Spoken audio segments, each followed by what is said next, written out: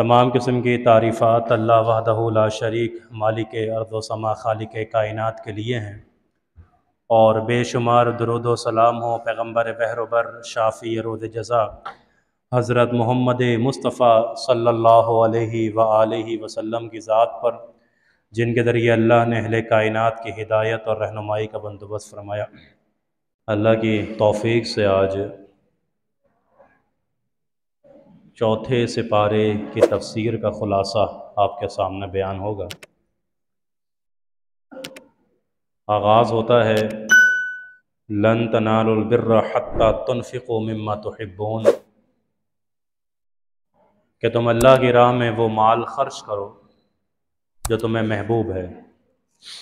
माल महबूब अल्लाह की राह में ख़र्च करो, जिसको तुम पसंद करते हो अपने लिए, तो अल्लाह की राह में ख़र्च करने के लिए भी उसको पसंद करो।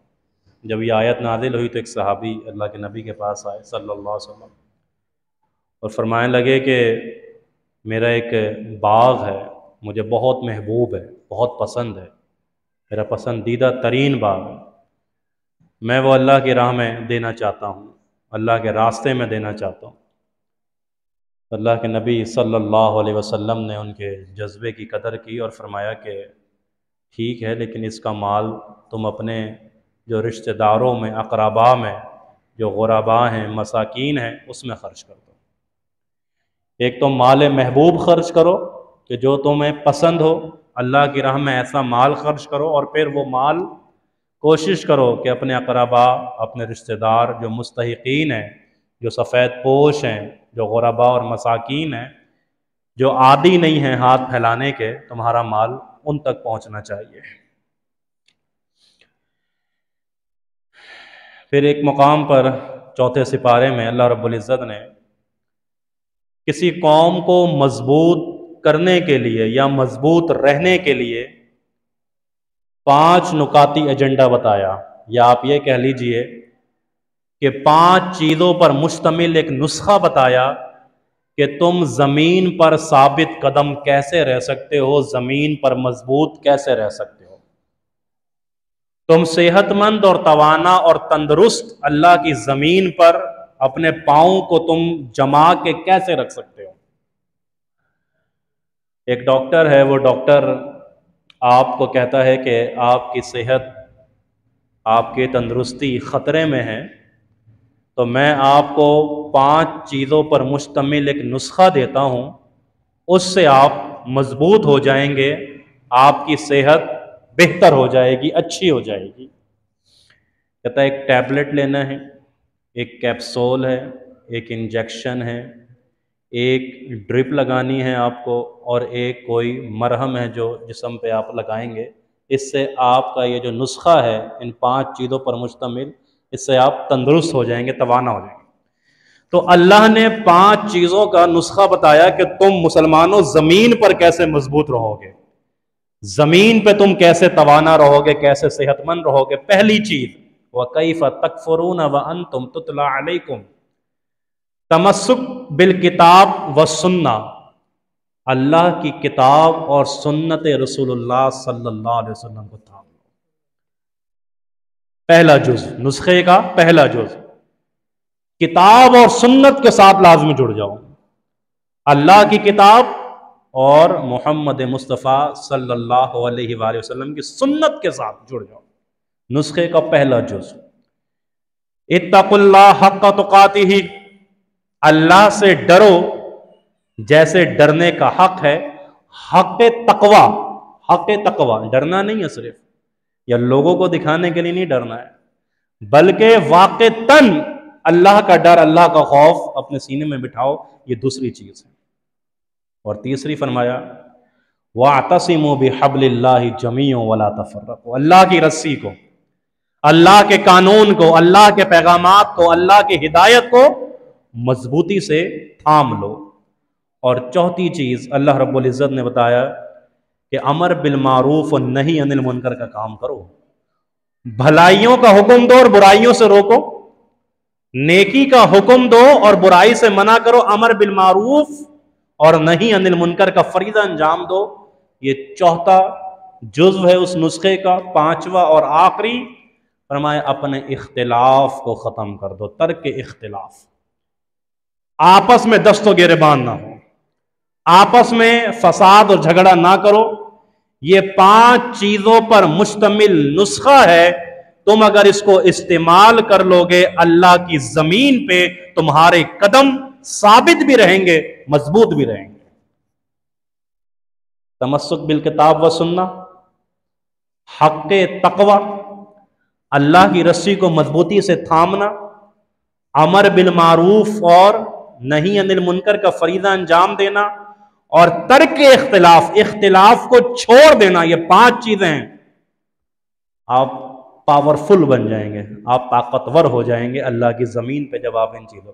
इख्तिलाफ बहुत बुरी शय है। तारिक इब्न ज़ियाद जब स्पेन आया था, उसने स्पेन को फतह किया और तकरीबन 700 से लेके 800 साल तक मुसलमानों की हुक्मरानी रही है, मुसलमान हाकिम रहे। लेकिन जब इख्तिलाफ आ गया, आपस में तनाज़ा, लड़ाई झगड़ा, तो फिर जो दाखिल हुए थे इख्तिलाफ बनाने के लिए, करने के लिए, करवाने के लिए, मलिया मेट कर दिया था मुसलमानों को। और 2 ऑप्शन रखे थे, या तो स्पेन छोड़ दो या फिर मरने के लिए तैयार हो जाओ। तमाम मुसलमानों का कत्लेआम किया गया था। किस वजह से? इख्तिलाफ। किसी भी मोड़ पर, किसी भी जगह, किसी भी तंजीम, जमात, इदारे, हत्ता के घर में भी अगर इख्तिलाफ होते हैं, बरकतें उड़ जाती हैं, रहमतें उड़ जाती हैं, खत्म हो जाते हैं। अल्लाह अकबर। तो फरमाया कि ये मजबूत रहने के लिए 5 चीजें इस्तेमाल करो, आप मजबूत रहोगे, साबित कदम रहोगे। मजबूत रहने के लिए तो ये है। बाकी अगर इंसान जो पस्ती का शिकार हो जाता है, जिल्लत का शिकार होता है, उसकी वजह क्या है?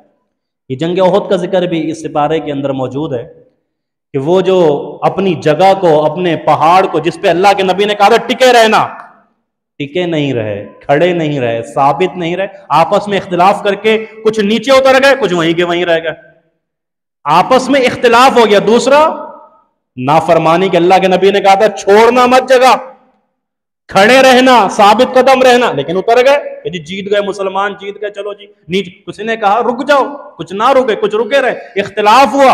आप देख लीजिए फिर क्या हुआ।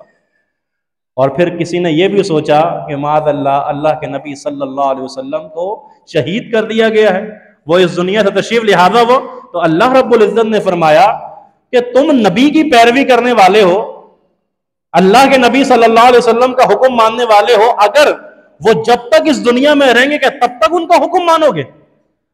अगर वो मार दिए जाएं या इस दुनिया से वो चले जाएं, तो क्या तुम लोग अपनी एड़ियों के बल वापस लौट आओगे, दीन को छोड़ दोगे?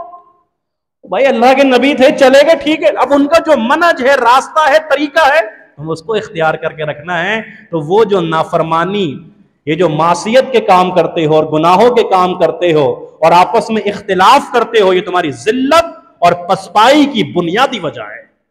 इख्तिलाफ, अल्लाह के नबी का हुक्म ना मानना तुम्हारी जिल्लत की और पसपाई की बुनियादी वजह है।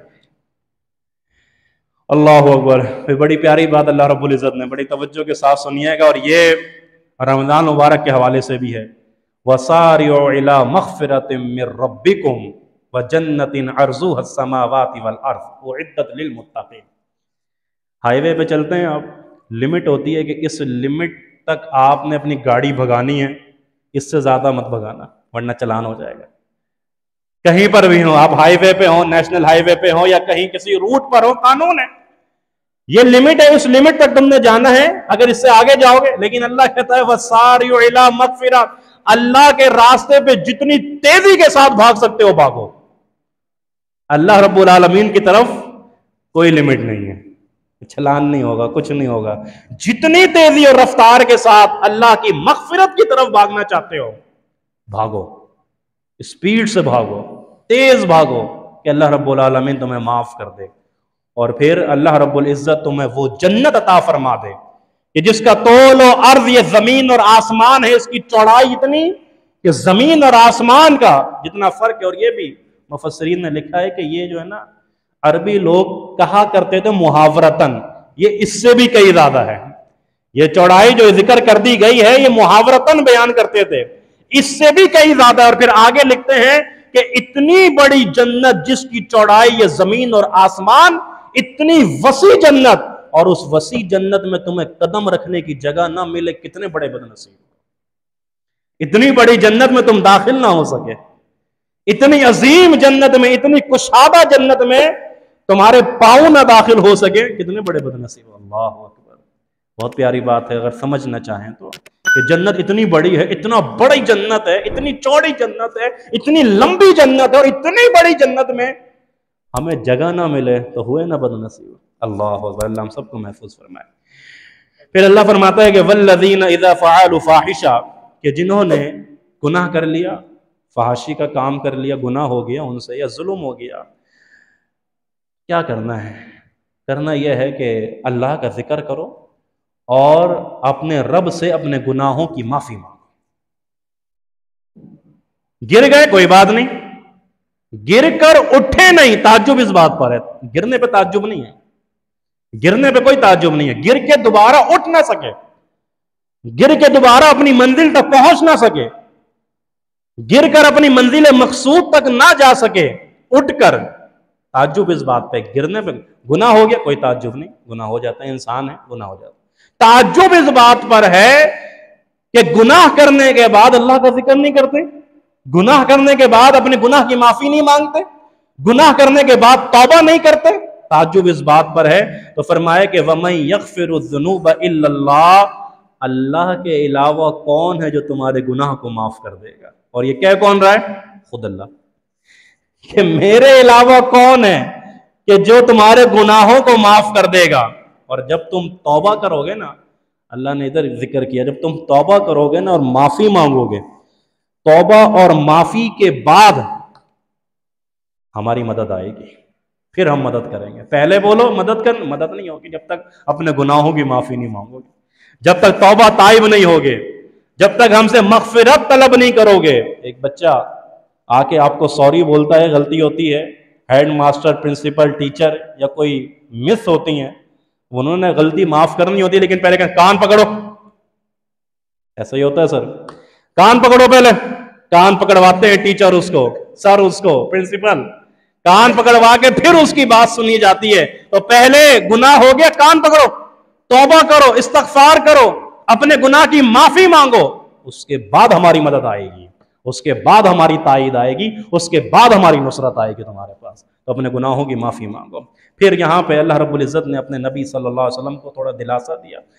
तो मैं कि ये जो 70 सहाबा शहीद हो गए और ये जो जंग ओहद में जो कुछ हुआ, यकीनन इससे थोड़े आप गम तो वला तहीनु वला तहज़नु, क्यों परेशान होते हैं? गम ना करें, परेशान ना हो, घबराने की कोई बात नहीं, परेशानी की कोई बात नहीं। अगर मैं कोई परेशानी में मुब्तला हो जाऊं और अपने दोस्त से उसका जिक्र करूं और दोस्त के यार घबराने बैठे हैं, घबराता क्यों? हम बैठे हैं ना, हम करेंगे काम, हम तुम्हारे लिए इस मसले का हल निकालेंगे। फिर जब अल्लाह कह दे कि वला तहीनु वला तहज़नु, घबराते क्यों हो, डरते क्यों हो, परेशान क्यों हो? तो हम नहीं है तुम्हारी मदद करने वाले, हम करेंगे तुम्हारी मदद। अल्लाह कह, जब दोस्त कहते हैं दिलासा हो जाता है, चलो यार ये मेरे काम आएगा।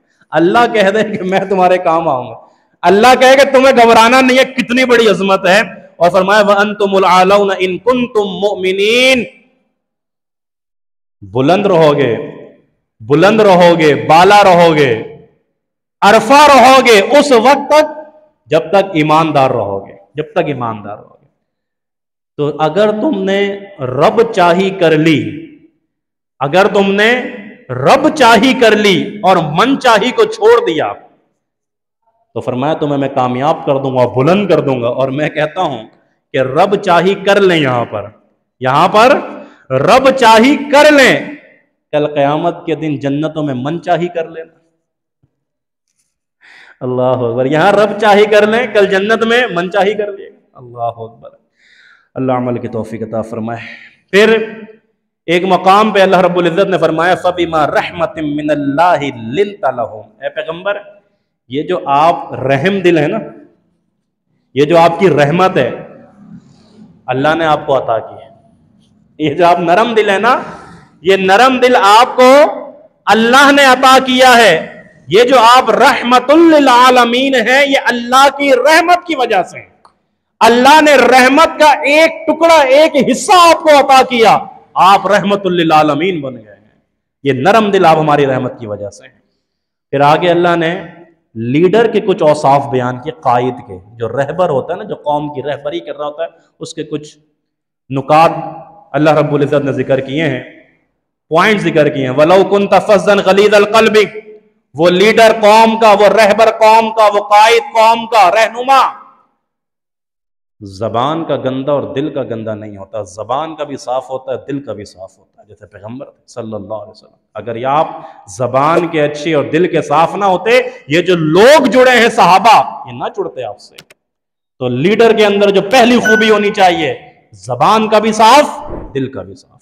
और दूसरा फाफु अन्हुम, जो उसके मातहत हैं, अगर उससे गलती हो जाए तो दरगुजर कर, माफ कर दे, छोड़ दे, सरदनिश नहीं करे, छोड़। मातहत ये लीडर की खूबी है कि उसके जो मातहत लोग हैं माफी ना कर दे, वस्तगफिर लहुम, बल्कि अल्लाह से भी उसके लिए माफी मांगे, अल्लाह मैंने माफ कर दिया, तू भी माफ कर दे। लीडर की खूबी।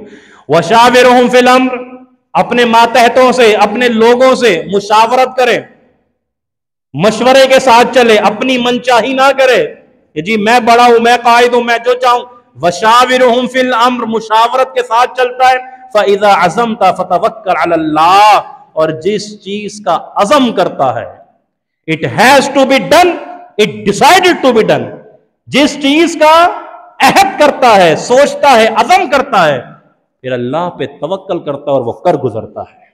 अज़म कर लिया, इरादा कर लिया, ये करना है, अब अपने ऊपर नहीं सोचो कि मेरी इतनी खूबियां सलाहियत है, मैं फतवक्कल अलल्लाह, भरोसा अल्लाह पे करना, तवक्कुल अल्लाह पे, इरादा कर, ठीक है, अच्छी बात है, इरादा कर, तवक्कुल के साथ चलना है आप। तो ये लीडर की कुछ खूबियां हैं कि वो जबान का भी अच्छा होता है, वो दिल का भी अच्छा होता है, अपने मातहतों को माफ करता है, अल्लाह से भी उनकी माफी मांगता है, आपस में मुशावरत करता है, फिर जिस चीज का इरादा करता है तवक्कुल अल्लाह पे करता है। इन्नल्लाह युहिब्बुल मुतवक्किलीन, अल्लाह ने कहा हम भरोसा करने वालों को पसंद करते हैं, जो हम पे भरोसा करते हैं हम उनको पसंद, लाइक करते हैं हम उनको। फिर यहां पे अल्लाह रब्बुल इज्जत ने जिक्र किया है शहीदों का, शुहदा का। शहीद भी मर जाता है और कोई बिस्तर पर हो वो भी मर जाता है, उसका भी इंतकाल, वो भी मर गया। शहीद भी मर गया, एक आम आदमी भी, वो भी मर गया।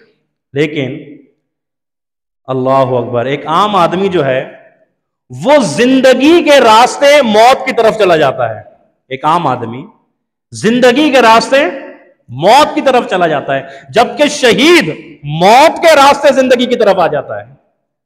जो शहीद हो गए हैं मेरी राह में, उनको मुर्दा मत कहना, अल्लाह अकबर, उनको मुर्दा मत कहना, वो जिंदा है। तुम शऊर नहीं है, तुम अकल नहीं है, तुम सोच नहीं सकते वो जिंदा कैसे, हमारे पास वो जिंदा। वला तहसबन्नल्लज़ीना कुतिलू फी सबीलिल्लाहि अमवाता बल अहया, उनको मुर्दा मत कहो, वो जिंदा है। बल्कि अल्लाह अकबर, कितनी प्यारी बात लिखी है कि अल्लाह रब्बुल इज्जत शहीद के घराने से ताज़ियत करता है। किसी और के अगर कोई इंतकाल हो जाए, उससे कोई शहीद के घराने, ताज़ियत क्या है, बल अहया, परेशान नहीं हो, वो जिंदा है, इंदा रब्बिहिम युरज़क़ून, और तुम्हारे रब के पास रिस्क पा रहे हैं, तो तुम परेशान नहीं हो। शुहदा के घर वालों से ताज़ियत हो रही है, शहीदों के घर वालों से ताज़ियत हो रही है, परेशान, वो मुर्दा नहीं है, वो जिंदा है, तो हम शऊर नहीं रखते और इतने जिंदा है कि हमारे पास रिस्क मुहैया किया जा रहा है उनका। ये शहीद की फजीलत है। अल्लाह अकबर, अल्लाह से दुआ किया करें कि अल्लाह रब्बुल आलमीन शहादत की मासिफ। फिर आखिर में ये आले इमरान का इख्तिताम है और ये इसका आखिरी रुकू बहुत ही प्यारा है, इसको याद कर लें, इसको हिफ्ज कर लें। इसमें जिक्र का भी जिक्र किया गया है और फिक्र की भी बात की गई, सिर्फ जिक्र नहीं, अल्हम्दुलिल्लाह अल्हम्दुलिल्लाह, सुभान अल्लाह सुभान अल्लाह सुभान, या भी अल्लाह अल्लाह, ये तो वैसे ही गलत है। जिक्र और फिक्र मोमिन की निशानी है, जिक्र भी करता है और फिक्र भी करता है। जिक्र ये कि अल्लज़ीना यज़कुरूनल्लाह क़ियामन व क़ुऊदन व अला जुनूबिहिम, उठते बैठते चलते फिरते अल्लाह को याद करता है। व यतफक्करून, गौर करता है, फिक्र करता है, फी खल्क़िस समावाति वल अर्ज़, ज़मीन और जिक्र और फिक्र दोनों है। फिर यहां पे अल्लाह रब्बुल इज्जत ने 5 मरतबा जो जुमला इस्तेमाल किया ना दुआ के लिए, वो क्या है, रब्बना। उलमा इकराम फरमाते हैं अल्लाह से कोई चीज लाजमी मांगनी हो, लेनी हो, रब्बना रब्बना रब्बना रब्बना, इस जुमलों के साथ, इस लफ्ज के साथ अल्लाह से मांगा करो। अल्लाह रब्बुल इज्जत ने 5 मरतबा रब्बना मा खलक़ता हाज़ा बातिला, रब्बना इन्नका मन तुदखिलिन नार फकत अखज़ैत वमा लिज़्ज़ालिमीन मिन अंसार, रब्बना इन्नना समीना मुनादियन युनादी लिल ईमान, रब्बना फग़फ़िर लना ज़ुनूबना व कफ़्फ़िर अन्ना सय्यिआतिना व तवफ़्फ़ना मअल अबरार, रब्बना व आतिना मा वअदतना अला रसूलिका व ला तुख़ज़िना यौमल क़ियामा। 5 मरतबा रब्बना का लफ्ज़ इस्तेमाल हुआ। फरमाया अल्लाह से अगर कोई चीज़ लाज़मी मांगनी हो तो फ़स्तजाबा लहुम, अल्लाह ताला जवाब देता है उसको, अल्लाह उसकी पुकार को सुनता है। अल्लाहु अकबर। यहाँ पे आले इमरान का इख्तिताम होता है और निसा शुरू हो जाती है 4 सिपारे में।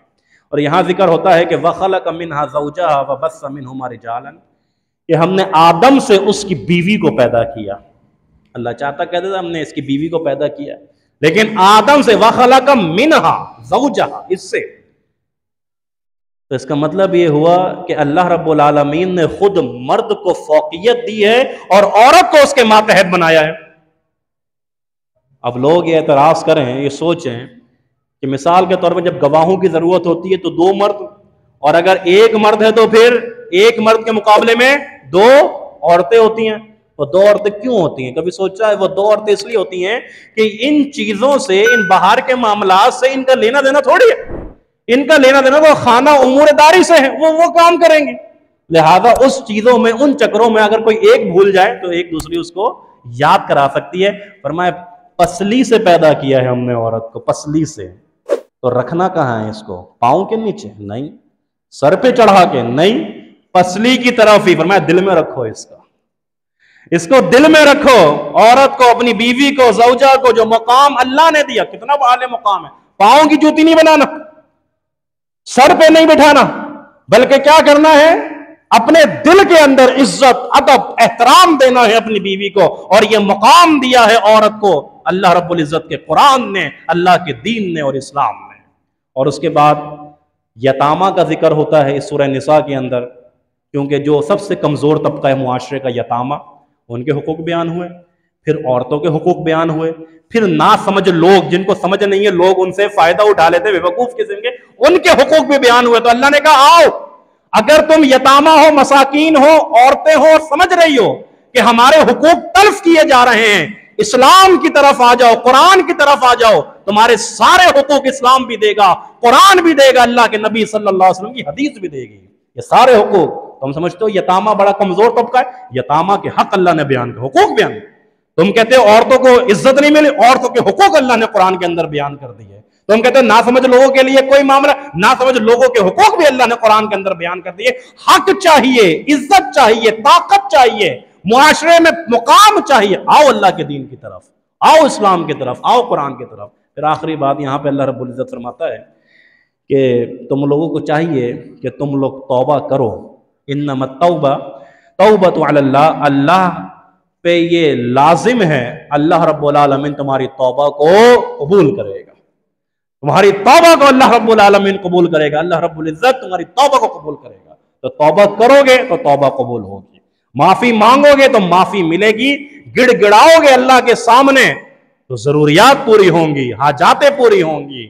और जो कुछ भी तुम्हारे सीने में, तुम्हारे दिल में, हत्ता के मैं क्या करता हूं कि अल्लाह दिल के राज को नहीं, बल्कि दिल में जो धड़कने वाली धड़कने हैं अल्लाह उससे भी वाकिफ है। बड़े कीमती औकात और वक्त चल रहे हैं, अल्लाह से मांगिए, खूब मांगिए, इस्तगफार कीजिए, अपने गुनाहों पे नादिम होइए, रोइए। ये वक्त है रोने का, ये वक्त है रोने का। ये वक्त निकल गया तो फिर ये वक्त नहीं मिलने वाला, ये वक्त बड़ा जालिम है। इसलिए वक्त है कि अभी रोएं, अल्लाह से अपने गुनाहों की माफ़ी मांगे। इंशाअल्लाह 5वां सिपारा कल इसकी तफसीर का खुलासा बयान होगा। अल्लाह से दुआ है अल्लाह हम सबको अमल की तौफीक अता फरमाए।